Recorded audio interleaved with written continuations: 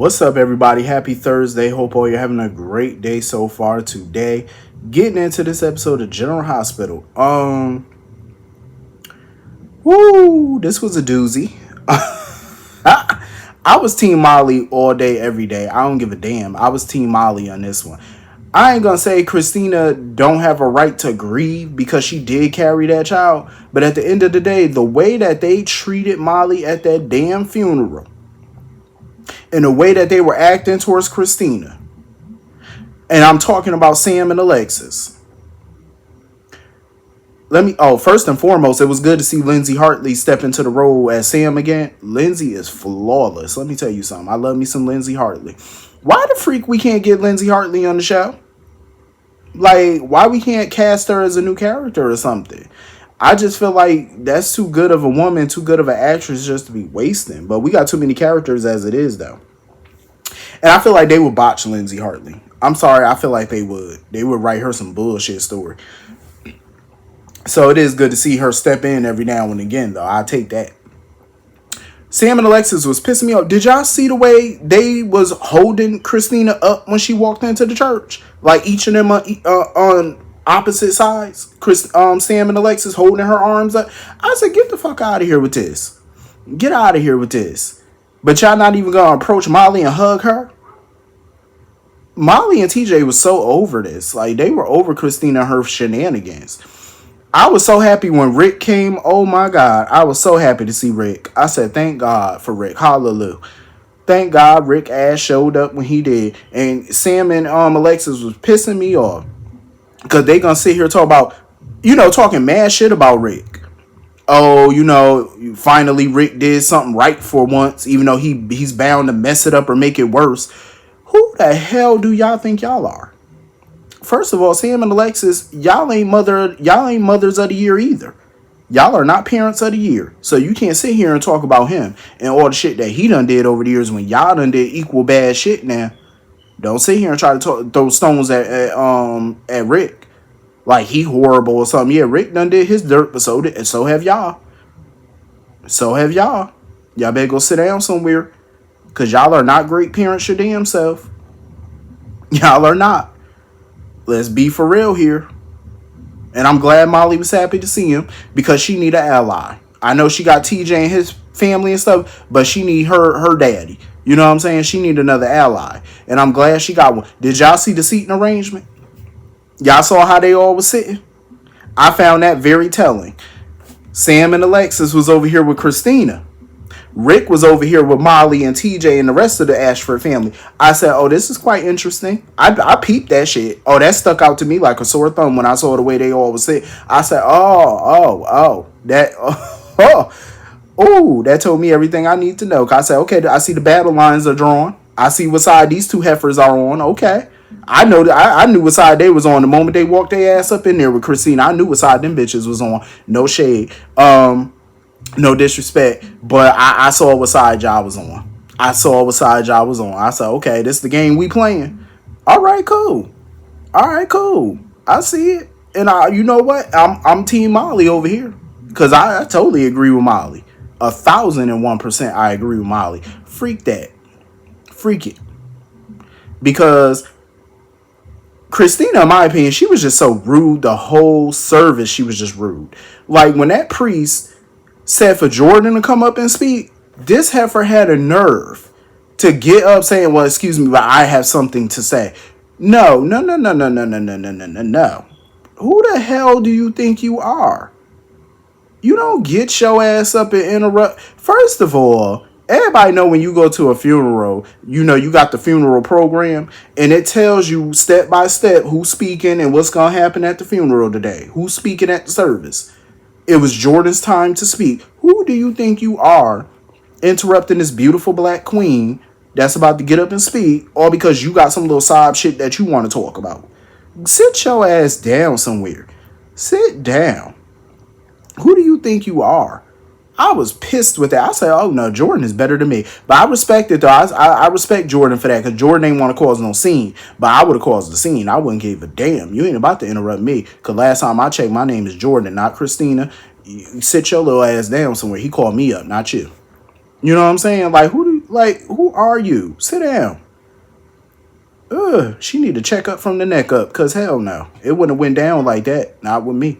I'm just saying. Better sit it down. Then gonna get up there and run her little mouth about carrying a child for 8 months and how it felt. The disrespect. The disrespect. I was glad Aunt Stella got up there to say her piece and stuff. And, you know, I respect Stella, too, for keeping it classy. Because Stella even thanked Christina for carrying the baby and stuff. She was like, you know, I want to thank you because you did carry the child. I felt like that was classy and respectful on Stella part. Again, they are much better than I, because I wouldn't even have mentioned her raggedy ass. I'm just saying, I would not have. No. And then Christina had the audacity to sit here and say she would have named the baby Adela after Sunny's mother. I said, first of all, we're not going to disrespect like that. We're not going to name this child after a woman. We're not going to honor a woman who raised a thug. We're not doing that. Hell no. No. We ain't going to honor no thug mama. That's what we not going to do. Like, the disrespect throughout this funeral, I'm just like, ugh. She need her ass whooped. Like, I'm just saying, Molly, just go off one good time and just knock her shit. Because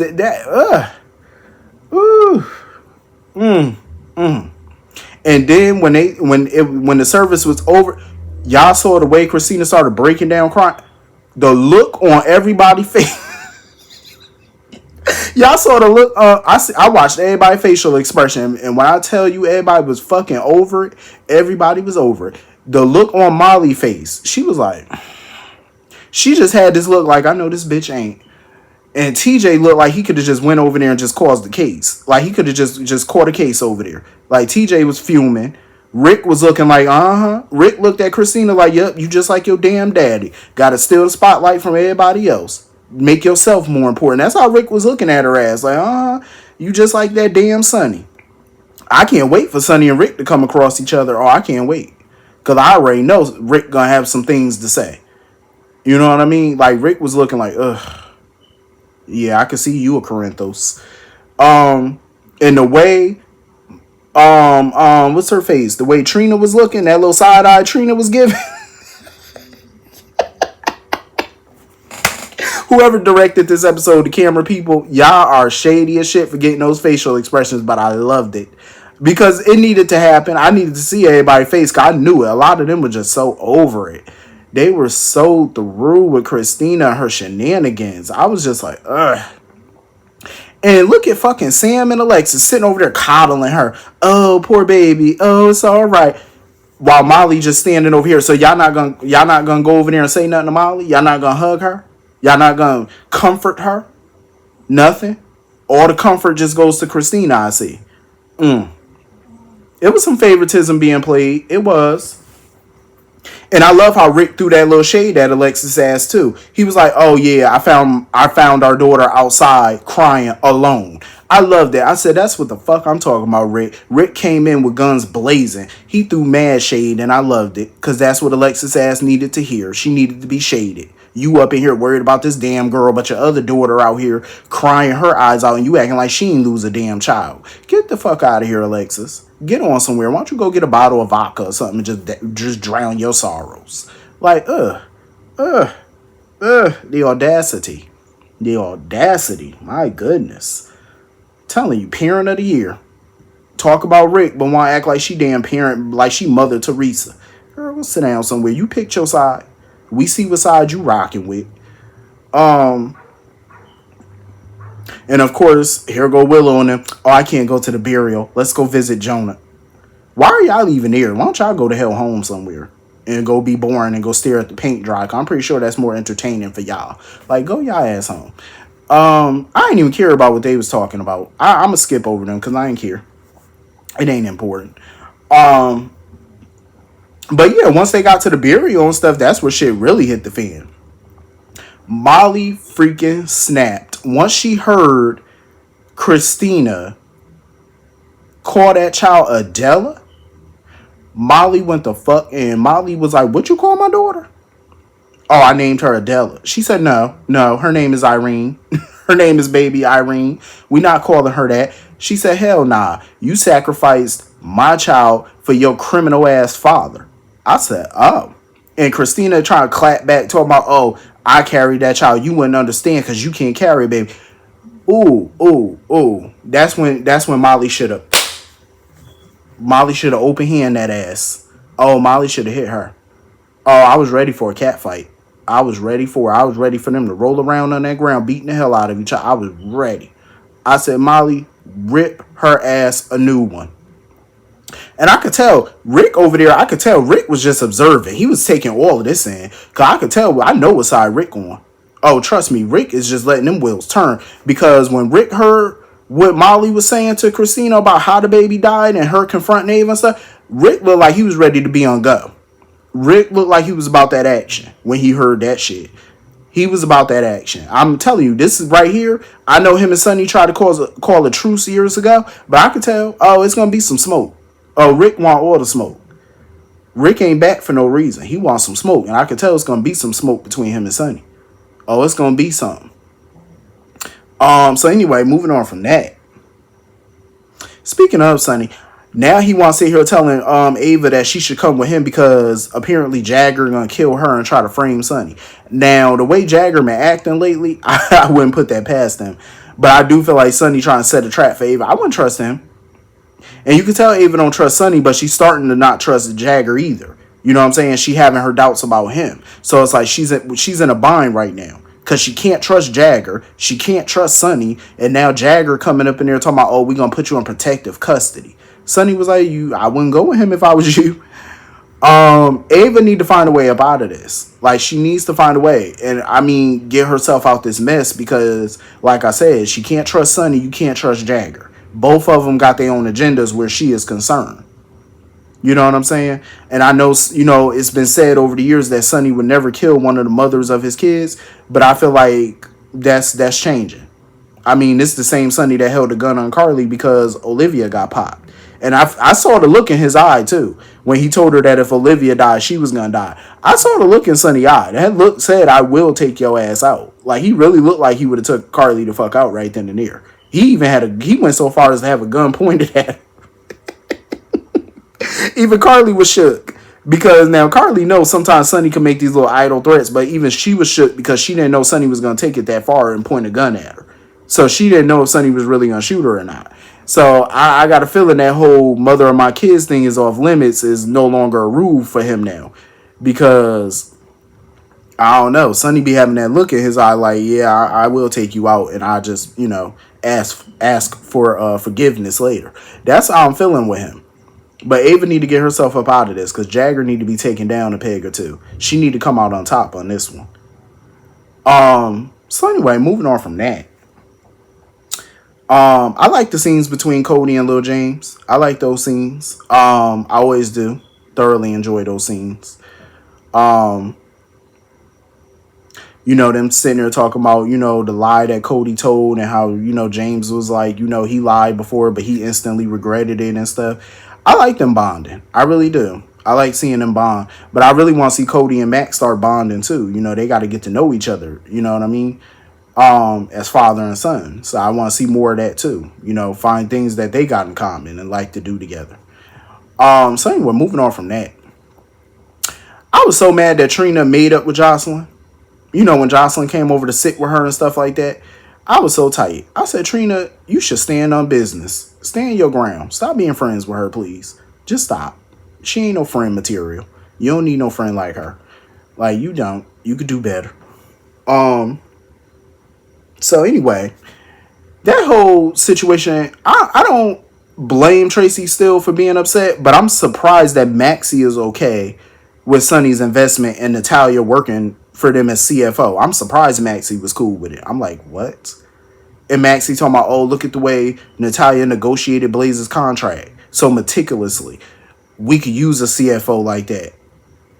Since when are you impressed and okay with her tactics for negotiation? Because I recall weeks ago, not only was Lucy furious about the demands Natalia was making, Maxie was irritated by it too. And now all of a sudden, y'all cool?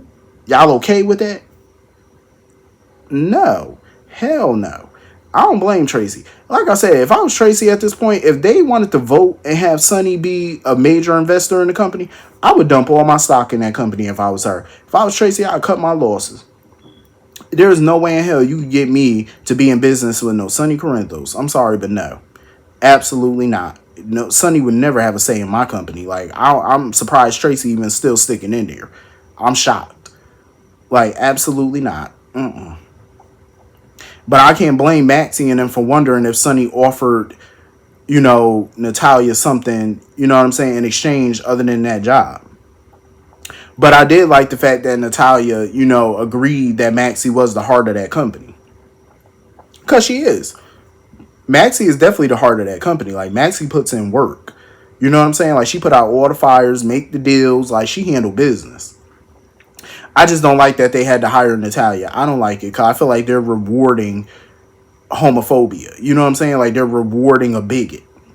That's what I feel like they're rewarding. I don't like that. I'm not a fan of that. She should not be rewarded for being rude and disrespectful and hateful. That should not get you a high-paying CFO position. Absolutely not. She should have been bounced out on her ass. Cute ass, but bounced out on it nonetheless. I felt bad for Lois when the makeup artist and stuff was coming for her accent. I felt bad for her. And then, they had a caller talking about her accent and stuff. I was like, well, she can't help the way she talks. She from Bensonhurst. She can't help it. A lot of New York and New Jersey people got accents and stuff. Like, even Southern people got accents. They can't help it. You know what I'm saying? That's how they talk. That's where they from. They grew up talking like that. You know what I'm saying? Like, I didn't see a problem with it. I mean, it's a little different. Some people might be annoyed by her voice, but I felt it was different. It was a little flavor. You know what I'm saying? You don't want you don't want a person with the same voice that you always hear doing commercials and stuff. I mean, you would want a little variety, I would think. But Lois definitely got off to a rough start, and I can't say I blame Lois on that because it's different when you are rehearsing it and stuff like that just in front of a couple people. That's different. But once you get out on camera and live TV in front of millions of people, I would freeze up too. Like, I'll be stumbling and fumbling my words too because I'm like, that's a lot of pressure. And Tracy sitting there talking about, oh, I don't think having Lois up there is a good idea. I agree with Maxie. Like, ma'am, y'all should have said this shit weeks ago.